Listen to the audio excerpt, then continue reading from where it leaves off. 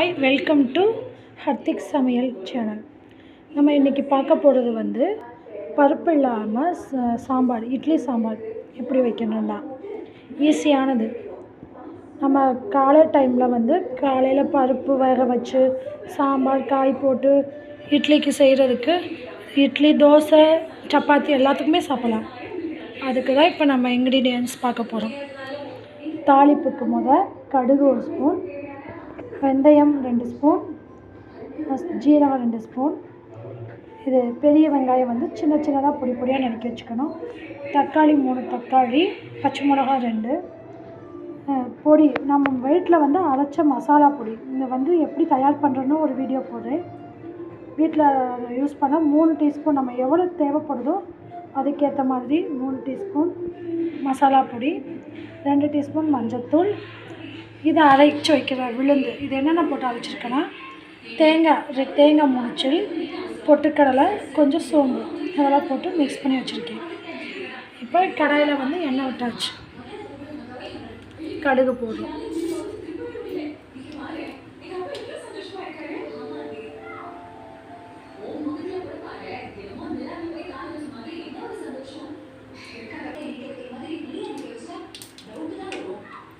கடுகு பொரிஞ்சதுமே வெந்தயம், ஜீரகம், இதில் கொஞ்சம் வந்து பெருங்காயத்தூள் சேர்க்குறேன். நம்ம வந்து கொஞ்சம் செரிமானத்துக்கும் பெருங்காயத்தூள் வந்து எல்லாத்துக்குமே நல்லது. சரியா? வெங்காயம் போடணும். வெங்காயம், தக்காளி வதக்கி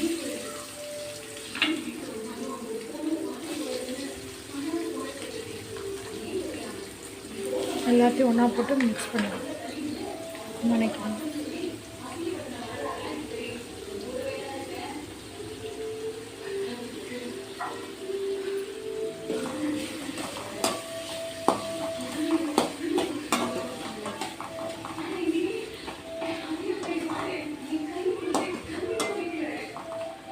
நல்லா கொஞ்சம்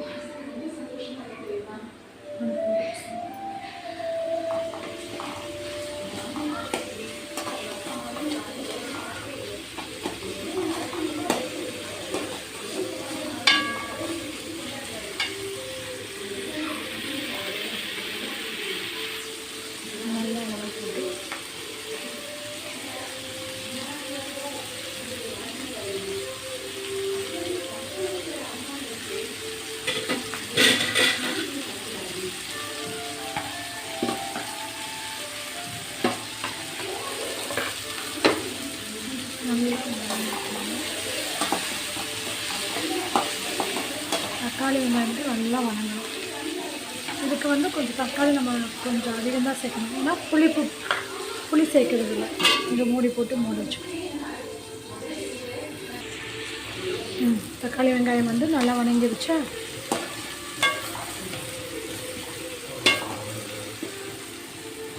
வதங்கினது நம்ம பொடி வந்து மென்ஷன் பண்ணி தான் வச்சுருக்கோம். அதனால அப்படியே சேர்த்துடலாம். நல்லா போட்டு கலரி விடணும். பொடி கொஞ்சம் அந்த தக்காளியோட மிக்ஸ் பண்ணி கொஞ்சமாக தண்ணி சேர்த்து அதை கொதிக்க விடணும்.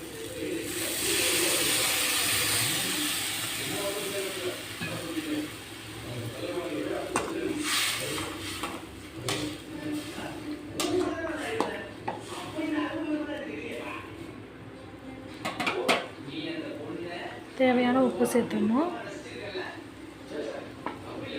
நல்லா இது கொதி வந்ததுமே நம்ம விழுதையும் போட்டுடலாம்.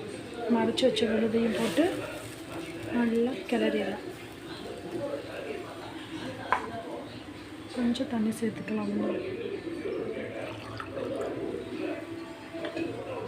இதுதான் நம்மளுக்கு வந்து அந்த பருப்பு போடாததுக்கு பதிலாக நம்ம திக்னஸ் கிடைக்கும். இப்போ உங்களுக்கு வந்து ஒரு சாம்பார் கன்சிஸ்டன்சி வந்துடும்.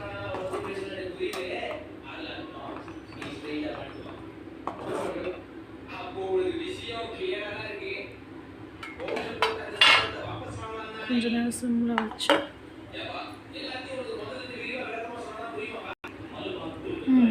பார்த்தீங்களா, நம்ம சாம்பார் பதத்துக்கு வந்துருச்சா. நல்லா கொதிச்சிருச்சு. ஓகே, அடுப்பை ஆஃப் பண்ணிவிட்டு கொஞ்சமாக மல்லித்தலை தூவிட்டு அடுப்பை ஆஃப் பண்ணிடலாம். இது இட்லி, தோசை, சப்பாத்தி எல்லாத்துக்குமே சாப்பிட்டுக்கலாம். சப்பாத்திக்குமே நல்லாயிருக்கும். இதுக்கு பருப்பு தேவையில்லை, எதுவுமே தேவையில்லை. பருப்பு வேக வைக்கணும் அவசியம் இல்லை, காய்கறி போட தேவையில்லை. பாருங்கள், தோசையில் பாருங்கள் அப்படியே கலர்ஃபுல்லாக இருக்கா. சாம்பார் பதத்துக்கு வந்துருச்சா. நம்ம கடையில் சாப்பிட்ற சாம்பார் மாதிரி வந்துடும். Thank you for watching.